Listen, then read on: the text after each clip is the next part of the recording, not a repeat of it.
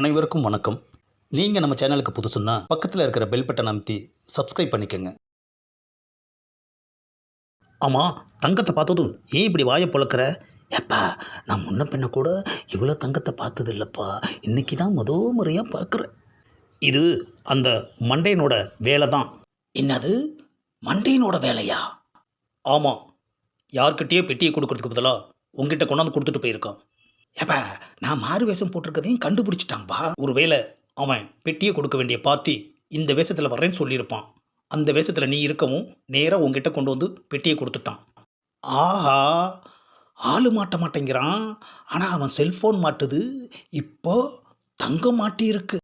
ஏப்பா, வந்தவனை பார்த்தா மண்டைய மாதிரி தெரியலையே. நாம் எப்படி மாறு வேஷத்தில் இருக்கிறோமோ அதே மாதிரி மண்டையனும் மாறு வேஷத்தில் வந்திருப்பான்.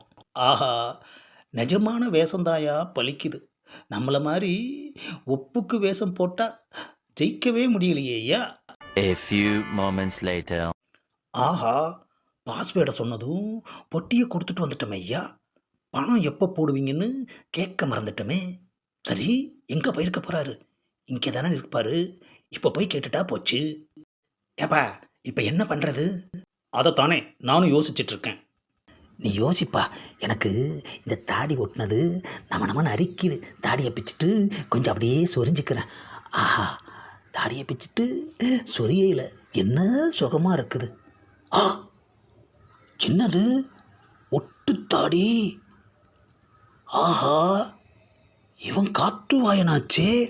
கடைசியாக தங்கத்தை கொண்டு வந்து காத்துவாயன் கையிலேயே கொடுத்துட்டமே. எப்படி அதே மாதிரி வேஷத்தில் வந்திருப்பான்? ஒருவேளை ஒட்டு கேட்டிருப்பானோ. இப்போ இவங்கிட்ட இருந்து இந்த தங்கத்தை எப்படி ஆட்டைய போடுறது? கூட்டாளிக்கு விஷயம் தெரிஞ்சா காரி துப்புவான ஐயா. அப்போவே சொன்னான், நீ போகாத, நான் போயிட்டு வரேன்னு. நான் தான் கேட்காம வந்தேன். ஏப்பா, யோசிச்சியா இல்லையா? நேரம் போய்கிட்டே இருக்கு. நீ யோசிச்சு முடிக்கிறதுக்குள்ள ஒருவேளை மண்டையனே இங்கே வந்தாலும் வந்துடுவான் போல இருக்குது ஐயா. யோசிச்சு முடிச்சிட்டேன். ஒன்று, இந்த தங்கத்தை நாம் பங்கு போட்டுக்கணும். இல்லைன்னா போலீஸ் ஸ்டேஷனில் கொண்டு போய் ஒப்படைச்சிடணும். ஏப்பா, ரெண்டாவது சொன்னியே, அந்த ஆப்ஷன் ஓகே. 1 hour later. அடடே, அண்ணன் வந்துட்டார். வாங்கண்ணே, தங்கத்தை கரெக்டாக ஒப்படைச்சிட்டிங்களா? இல்லைடா. என்னண்ணே ஆச்சு? தங்கம் யார் கைக்கு கிடைக்கக்கூடாதுன்னு இவ்வளோ நாள் பத்திரப்படுத்தி வச்சோமோ அவன் கையிலேயே கொண்டு போய் நானே கொடுத்துட்டேன்டா. என்னண்ணே மொட்டையாக சொல்கிறீங்க? யார் கையில் என்ன கொடுத்தீங்க? கொஞ்சம் இருடா கூட்டாளி, ஃபீல் பண்ணிக்கிறேன். A few moments later. அப்பாடா, ஃபீல் பண்ணி முடிச்சாச்சு. இப்போ சொல்லுங்கண்ணே, தங்கத்தை யார்கிட்ட கொடுத்தீங்க? அந்த காத்துவாயன் கையிலேயே கொண்டு போய் பொட்டியை கொடுத்துட்டேன்டா. என்னண்ணே, மொத்த தங்கத்தையும் கோட்டை விட்டு வந்துட்டீங்களே. அவன் கையில் இருக்குண்ணே தங்கத்தை கொண்டு போய் கொடுத்தீங்க. நான் எங்கடா கொடுத்தேன்?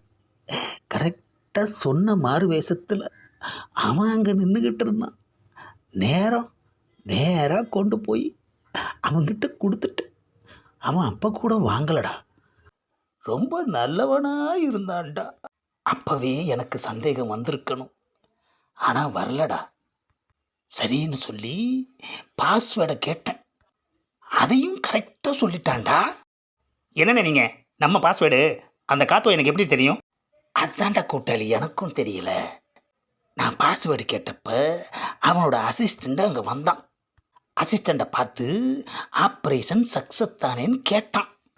நான் ஆடி போயிட்டேன்டா. என்ன அது, நம்மக்கிட்ட சொல்ல வேண்டிய பாஸ்வேர்டை அசிஸ்டண்ட்டுக்கிட்ட சொல்கிறானேன்னு. இருந்தாலும் பாஸ்வேர்டு கரெக்டாக இருக்குதுன்னு சொல்லி நம்பி பொட்டியை கொடுத்துட்டு வந்துட்டேன்டா கூட்டாளி, வந்துட்டேன்டா. அப்புறம் எப்படின்னு அவன் காத்து வாயினை கண்டுபிடிச்சிங்க? டேய் கூட்டாளி, நல்ல கேள்வி கேட்குறடா. ஒரு டவுட்டில் திரும்ப போனேன்டா. நான் போகிற நேரமாக பார்த்து அந்த காத்துவாயன் அவன் ஒட்டியிருந்த தாடியை பிச்சுட்டு சொரிஞ்சிக்கிட்டு இருந்தான்டா. அவனை பார்த்ததுமே நான் ஷாக் ஆகிட்டேன்டா கூட்டாளி. இப்போ என்ன பண்ணுறது? அந்த தங்கத்துக்காக தான் நம்ம இவ்வளோ நாள் வெயிட் பண்ணிகிட்டு இருந்தோம். இப்போது தங்கம் கைக்கு வந்து பணம் கிடைக்கிற நேரத்தில் இப்படி கோட்டை விட்டீங்களேண்ணே.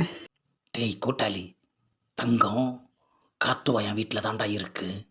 இன்னைக்கு ராத்திரிக்குள்ள அந்த காத்துவாயனோட வீட்டு அட்ரஸை கண்டுபிடிக்கிறோம். 2 பேரும் சேர்ந்து இன்னைக்கு ராத்திரி அந்த காத்துவாய வீட்டுக்கு போகிறோம். நாம் 2 பேரும் சேர்ந்து அந்த தங்கத்தை ஆட்டைய போடுறோம். நம்ம டார்கெட் தங்கம் மட்டும்தான். Later. உங்கள் பாசை நினச்சா ரொம்ப சந்தோஷமாக இருக்கு மாமா.